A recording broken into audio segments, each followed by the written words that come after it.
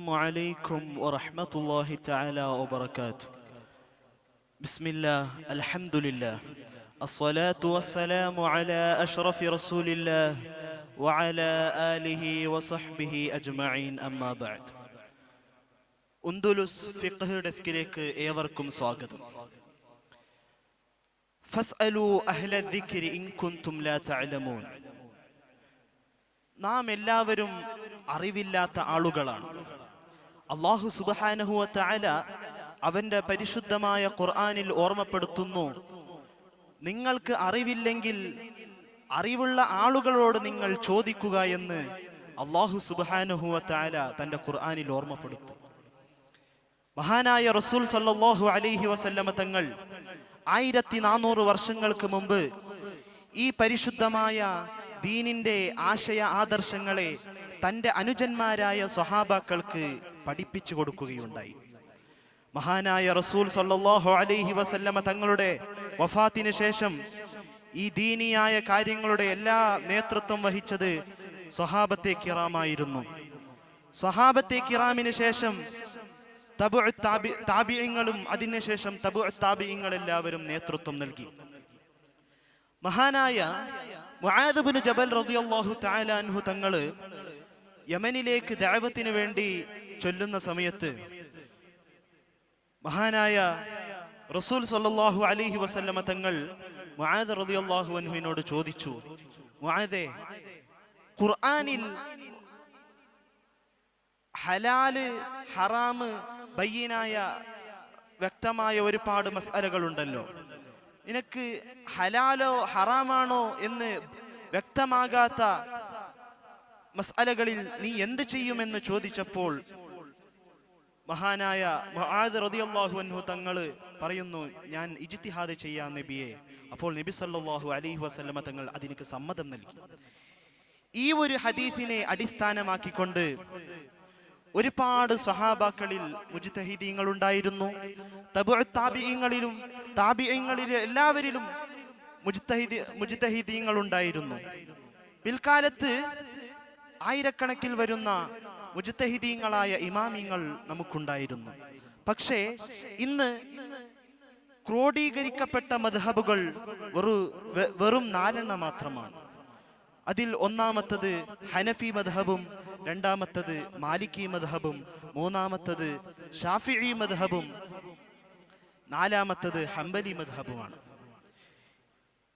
ഈ 4 മദ്ഹബുകൾക്കിടയിൽ കർമ്മശാസ്ത്രപരമായി ഒരുപാട് വീക്ഷണ വ്യത്യാസങ്ങളുണ്ട്.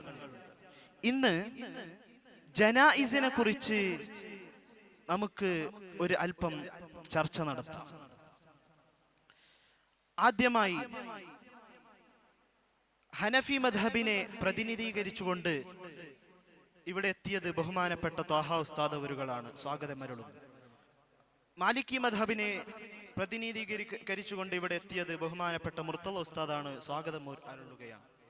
അതുപോലെ തന്നെ ഷാഫിഈ മദ്ഹബിനെ പ്രതിനിധാനം ചെയ്തുകൊണ്ട് ഷമ്മാസ് ഉസ്താദും ഇവിടെ എത്തിയിട്ടുണ്ട്, സ്വാഗതം ചൊല്ലുന്നു. അതുപോലെ തന്നെ ഹംബലി മദ്ഹബിനെ പ്രതിനിധീകരിച്ചുകൊണ്ട് ബഹുമാനപ്പെട്ട ഉബൈദ് ഉസ്താദും ഇവിടെയുണ്ട്, അവർക്കും ഞാൻ സ്വാഗതം ഓതുന്നു. ഇവരോട് നമുക്ക് ജനായിസിലുള്ള ചില മസ്അലകളെ കുറിച്ച് 4 മദ്ഹബുകളിലുള്ള വീക്ഷണ വ്യത്യാസങ്ങളെ കുറിച്ച് നാം ചർച്ച ചെയ്യാം. ആദ്യമായി ത്വാഹ ഉസ്താദിനോടാണ് ഹനഫി മദ്ഹബിന്റെ നിലപാടിനെ കുറിച്ച് എനിക്ക് ഈ ഒരു മസ്അലയിൽ ചോദിക്കാനുള്ളത്. മസ്അല എന്തെന്ന് വെച്ചാൽ, മയ്യത്ത് നിസ്കാരത്തിൽ ഫാത്തിഹ ഓതുന്നതിന്റെ വിധി എന്താണ്? ത്വാഹ ഉസ്താദ്. അതെ, നമ്മളെ മദ്ഹബിൽ, അതായത് ഹനഫി മദ്ഹബിൽ, അവൻ ആ നിസ്കാരത്തിൽ ഓതുന്ന ഫാത്തിഹ അതൊരു ഖുർആനാണ് എന്ന ഉദ്ദേശത്തോടു കൂടെയാണ് ഓതുന്നത് എങ്കിൽ അവിടെ തഹരീമിന്റെ കറാഹത്താണ് വരുന്നത്. അതേ സമയത്ത് ആ ഓതുന്ന ഫാത്തിഹ ആ മയ്യത്തിനിക്കുള്ള ഒരു ദുആ ആണ് എന്ന ഉദ്ദേശത്തോടു കൂടിയാണെങ്കിൽ അവിടെ ജായിസുമാണ്. തീർച്ചയായും നമുക്ക് തിരിച്ചു വരാം. എന്താണ് മാലിക്കി മദ്ഹബിൽ ഈ ഒരു വിഷയത്തെ കുറിച്ചിട്ടുള്ള നിലപാട്? എൻ്റെ മദ്ഹബിനെ സംബന്ധിച്ചിടത്തോളം ഈ മസ്അലയിൽ പറയാനുള്ളത്, ജനാസ നിസ്കാരത്തിൽ മറ്റുള്ള നിസ്കാരത്തിലൊക്കെയും ഫാത്തിഹ ഓതുന്നുണ്ട്. എന്നാൽ ജനാസ നിസ്കാരത്തിൽ ഫാത്തിഹ ഓതൽ എന്നുള്ളത് തൻസീഹിന്റെ കറാത്തായിട്ടാണ് നമ്മുടെ മദ്ഹബിൽ പറയപ്പെടുന്നത്.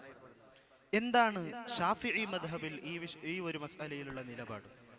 ഷാഫഈ മദ്ഹബിൽ ജനാസ നിസ്കാരത്തിൽ ഫാത്തിഹ ഓതൽ ജനാസ നിസ്കാരത്തിന്റെ അർക്കാനുകളിൽപ്പെട്ട ഒരു റുക്നാണ്. അപ്പോൾ ജനാസ നിസ്കാരത്തിൽ ഒന്നാമത്തെ തക്ബീറിന് ശേഷം ഫാത്തിഹ ഓതലാണ് ഏറ്റവും ശ്രേഷ്ഠമായ രൂപം. എന്നാൽ മറ്റുള്ള തക്ബീറുകൾക്ക് ശേഷവും ഫാത്തിഹ ഓതൽ ഷാഫഈ മദ്ഹബിൽ ജായിസാണ്.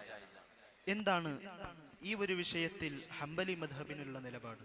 അതെ, ഷാഫി മസഹബിനെ പോലെ തന്നെയാണ് അംബലി മസഹബിലും ജനാസ നിസ്കാരത്തിൻ്റെ ഒരു റുക്കുനിൽപ്പെട്ടതാണ് ഫാത്തിഹ ഓതുക എന്നുള്ളത്.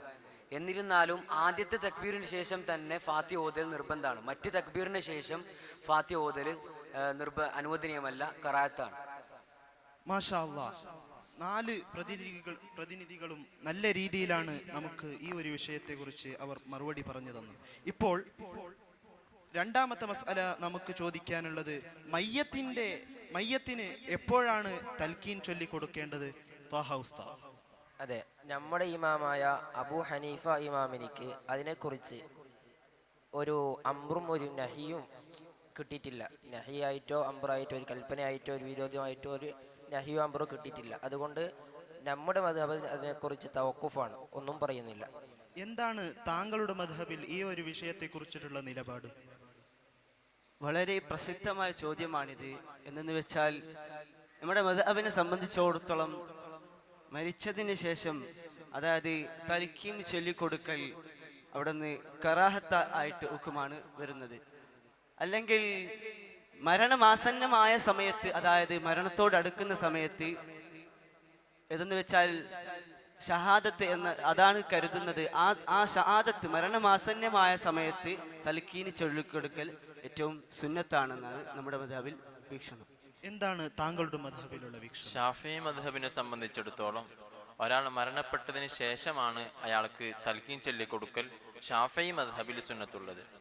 എന്താണ് ഹംബലി മദ്ഹബിലെ നിലപാട്? ഷാഫി മസഹബിനെ പോലെ തന്നെയാണ് അംബലി മദ്ഹബിൻ്റെയും വീക്ഷണം. അഥവാ മരണപ്പെട്ടതിന് ശേഷം തന്നെയാണ് തൽക്കീൻ ഓതി കൊടുക്കൽ സുന്നത്തുള്ളത്. ഹംബലി മദ്ഹബും അതുപോലെ തന്നെ ഷാഫിഈ മദ്ഹബും ഈ ഒരു വിഷയത്തിൽ തികച്ചും ഒരേ നിലപാട് തന്നെയാണ്. ഇപ്പോൾ നമുക്ക് മൂന്നാമത്തെ ഒരു മസ്അലയാണ് ചർച്ച ചെയ്യേണ്ടത്. ഖബറിന്റെ ആഴം എത്ര ആയിരിക്കണം എന്നുള്ള ഒരു വിഷയത്തിൽ 4 മദ്ഹബുകളിലും പല വീക്ഷണങ്ങളുണ്ട്. അത് നാം ആദ്യം ബഹുമാനപ്പെട്ട ഹനഫി പണ്ഡിതൻ ത്വാഹ ഉസ്താദിനോട് ചോദിച്ചറിയാം. അതെ, നമ്മുടെ മദ്ഹബില് അതിൻ്റെ ഏറ്റവും കുറഞ്ഞ രൂപവും ആയത്തിൽ ഏറ്റവും കുറഞ്ഞതും കൂടുതലുമായി അങ്ങനെ 2 രീതിയിൽ പറയുന്നുണ്ട്. ഒരു സമനിലക്കാരനായ ഒരാളുടെ പകുതിയുടെ അത്ര ആഴം, ഏറ്റവും ചുരുങ്ങിയത് അത്ര വേണം. എന്നാലോ അതിൽ കൂടുതലാവൽ സുന്നത്താണ്. എന്താണ് താങ്കളുടെ മദ്ഹബിലുള്ള വീക്ഷണം? നമ്മുടെ മദ്ഹബിന്റെ വീക്ഷണം നോക്കിയാൽ വന്യജീവിയുടെ ഭയപ്പെടാതെ, അതായത് ഒരാൾ മരിച്ചു കഴിഞ്ഞ ശേഷം ആ മയ്യത്ത് മരണമാടിയ ശേഷം വാസന ഇല്ലാത്ത രീതിയിലായിരിക്കണം കുഴിച്ചുമുള്ള. അതുപോലെ തന്നെ ആ മൃഗങ്ങളോ വന്യമൃഗങ്ങളോ മറ്റും ഭയമില്ലാത്ത രീതിയിലുള്ള കുഴിയായിരിക്കണം. അല്ലെങ്കിൽ വലിയ ആഴത്തിലുള്ള കുഴിച്ച് മുടൽ കറാഹത്ത് എന്നാണ് നമ്മുടെ മദ്ഹബിന്റെ വീക്ഷണം.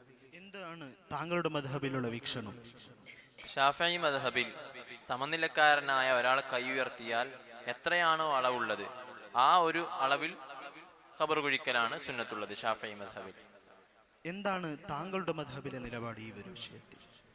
നമ്മുടെ മദ്ഹബായ അംബലി മദ്ഹബിൽ ഒരാൾ മരണപ്പെട്ടതിന് ശേഷം അദ്ദേഹത്തിൻ്റെ ഖബറിൻ്റെ കുഴി അതിന് പ്രത്യേക പരിധിയൊന്നുമില്ല. അഥവാ വന്യജീവികളെ തടയുന്ന അല്ലെങ്കിൽ ആ മയ്യത്തിൻ്റെ വാസനയെ തടയുന്ന എത്ര വലിയ കുഴിയും ആവാം എന്നതാണ് അംബലി മദ്ഹബിൻ്റെ പ്രബല വീക്ഷണം.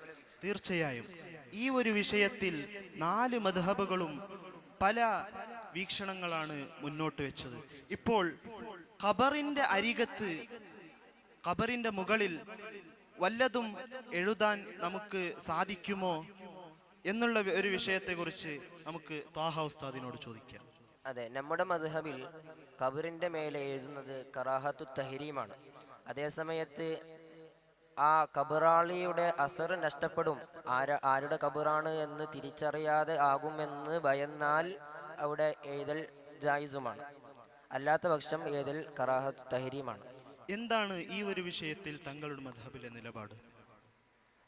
ഖബറിന്റെ മുകളിലോ അരികിലോ എഴുതുന്നതിന്റെ വിധി നമ്മുടെ മദ്ഹബിനെ അനുസരിച്ച് നോക്കിയാൽ അവിടെ നിന്ന് ഖുർആനിക വാചകം എഴുതുന്നത് തികച്ചും അത് ഹറാം എന്നാണ്.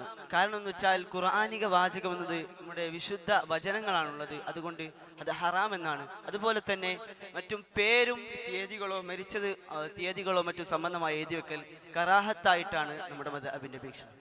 എന്താണ് താങ്കളുടെ മദ്ഹബിലുള്ള നിലപാട്? ഷാഫിഈ മദ്ഹബ് പ്രകാരം മരിച്ചത് ആലിമീങ്ങളോ സ്വാലിഹീങ്ങളോ ആണെങ്കിൽ അവരറിയപ്പെടാൻ വേണ്ടി അവരുടെ ഖബറിന്റെ അടുക്കൽ വല്ലതും എഴുതൽ സുന്നത്താണ്. എന്നാൽ ആലിമീങ്ങളല്ലാത്ത സാധാരണക്കാരായ ആളുകളാണ് മരിച്ചതെങ്കിൽ അവരുടെ ഖബറിന്റെ അടുക്കൽ എഴുതൽ ഷാഫിഈ മദ്ഹബിൽ കറാഹത്തുമാണ്. എന്താണ് താങ്കളുടെ മദ്ഹബിലെ നിലപാട്? അംബലി മദ്ഹബിന്റെ വീക്ഷണം ഖബറിൻ സ്വാലിഹീങ്ങളാണെങ്കിലും ആലിമീങ്ങളാണെങ്കിലും വേർതിരിവില്ലാതെ ഖബറിന്റെ മുകളിൽ വല്ലതും എഴുതൽ മുത്തലക്കൻ കറാത്ത് എന്നാണ് അംബലി മദ്ഹബിന്റെ പ്രബല വീക്ഷണം. മാഷാ അല്ലാഹ്, നാം ഇവിടെ ചോദിച്ച ഓരോ ചോദ്യങ്ങൾക്കും 4 മദ്ഹബിലെ പണ്ഡിതന്മാരും നല്ല രീതിയിലാണ് മറുപടി പറഞ്ഞിട്ടുള്ളത്. അള്ളാഹു അവരുടെ ദർജകളെല്ലാം ഉയർത്തി കൊടുക്കട്ടെ.